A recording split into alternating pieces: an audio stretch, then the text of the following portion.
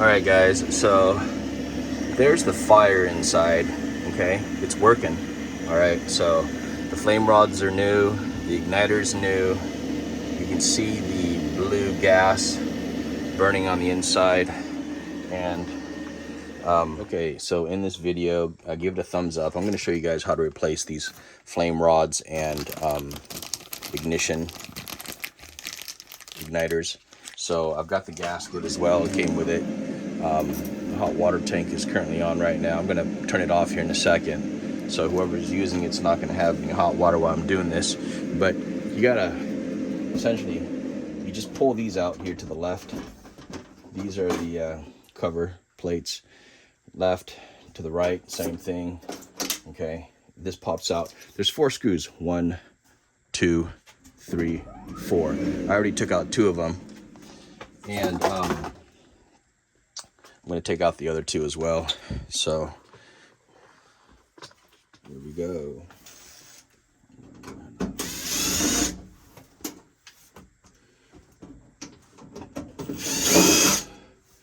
So I did some maintenance on this a little bit ago, and I'm going to unplug it here in just a second. But I did some maintenance on this, and I took these off right here. Flame rod and the igniter, and both of them, all 3 of them were pretty burnt. I got some sandpaper and I sanded it down and it started working up again. But we've been having issues with the water. You're taking a shower, it gets cold, you got to turn off the water, turn it back on a couple of times to get it kick started up again. I'm going to unplug it right now. So here's my plug. I'm unplugging it. So right now it's not working. I mean, it says you can turn off the gas. You can do that if you want. I'm fine leaving it on. These things here are supposed to pull off. So let me see if I can pull this off here. Might be a little, there's 1. There's 2. And then we'll take this last one off here as well. Kind of stuck on here. I saw it move just a little bit. Oh, God, that was a little stubborn. I'm going to have to probably get some pliers for that one. You've got 4 screws right there. 1, 2, 3, 4. So those come out.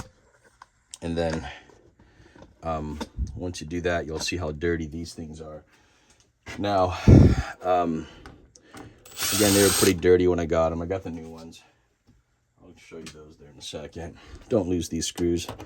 Make sure you, I mean, it's nice if you have a magnetic drill bit or something, but you can just use a regular Phillips screwdriver for these as well. Go slow, try not to lose these. Now the gasket on this one was pretty bad. It actually kind of crumbled. So that's why I'm replacing this, is because I saw how bad everything was. And so I'll show you guys here when I pull them out. There goes my screw. Anyways, that's what it looks like as you're pulling these out.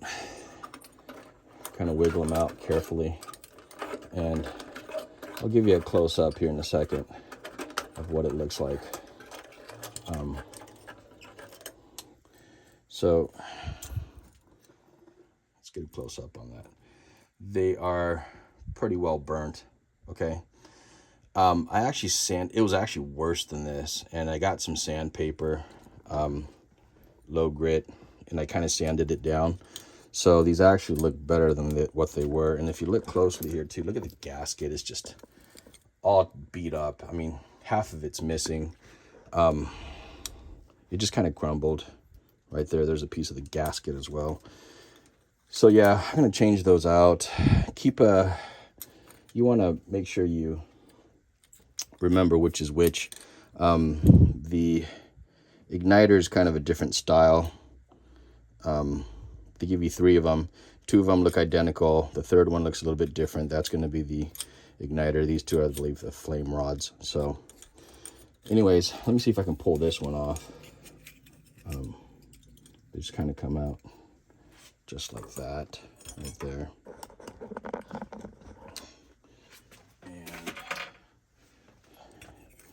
me see if I can get this one out too. Let's see here. See if I can wiggle it out without getting my pliers. Okay, so it did come out. There's the wire. Here's the igniter. This is the last of them. And again, that's how they look. Okay, so pretty bad. Let me get the new ones out here. Let's see. So it went in like this. So the new ones are in my hand right here. And I'm going to kind of fish them through here. There's a flame rod. And here's the other flame rod. So it's going to fish through as well. And then they kind of, these go down, face down. So it kind of looks like that when it's inside. And here's the last one, the igniter. So they're all going to go back in just like this. And oh, don't forget the gasket.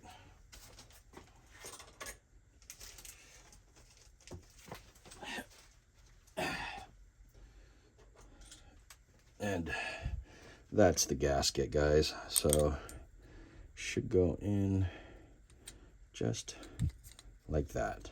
Okay, so it should line up with the holes. There's a hole there for the gasket. Unless I did it wrong. Good God.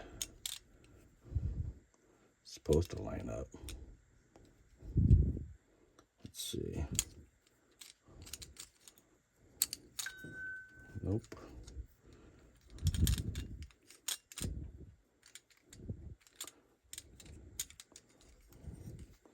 Well, close enough. Okay, so I'm going to consider that close enough as being lined up. I'm going to slide that back in here. Put that down. There we go. Okay, so that's pretty much how it goes. Okay, these guys are going to be down. You're going to get your screws, put them back in.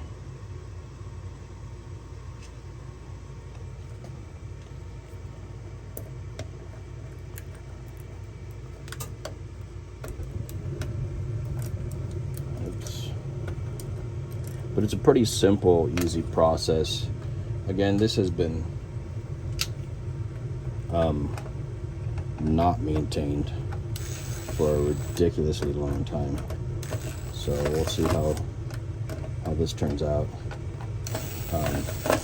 after I change this.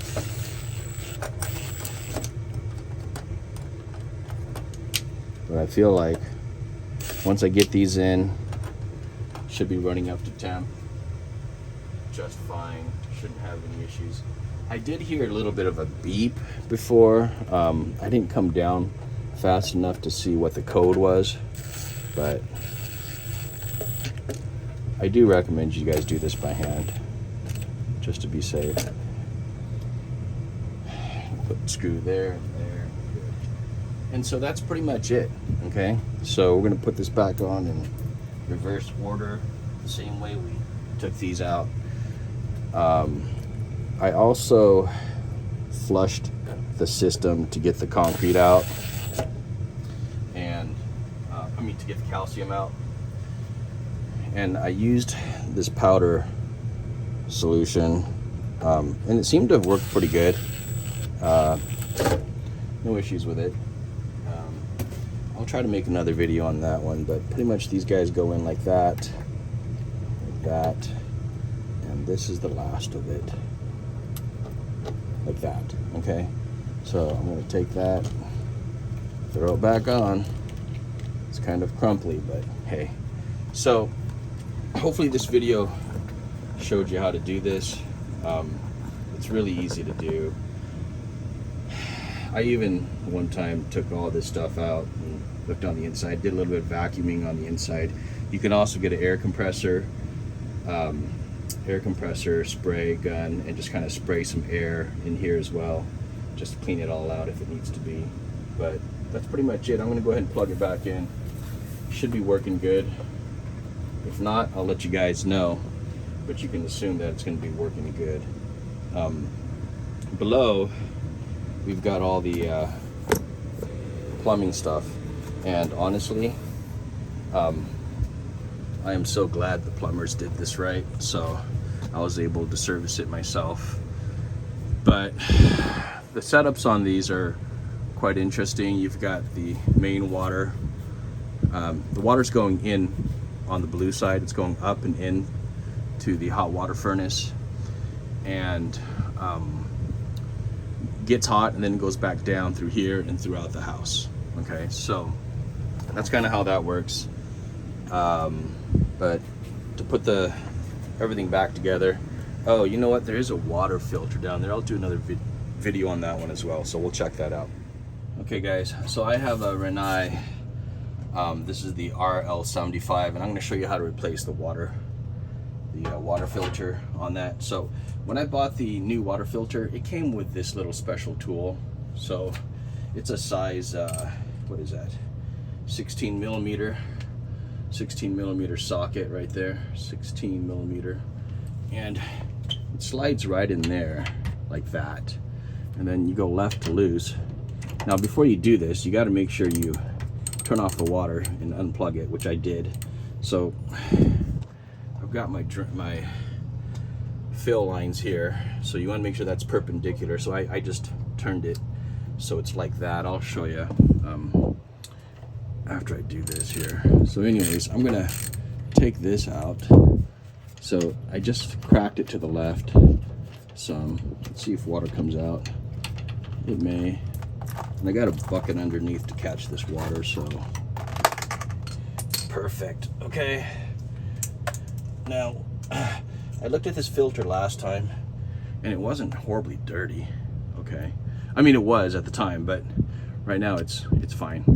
It's not too bad. So here's the new one, and it came with a set of two, and I'll put this in the description. But you just want to, you can actually kind of finger tighten a lot of this up. You don't want to over tighten it, so make sure you're not over tightening this as well.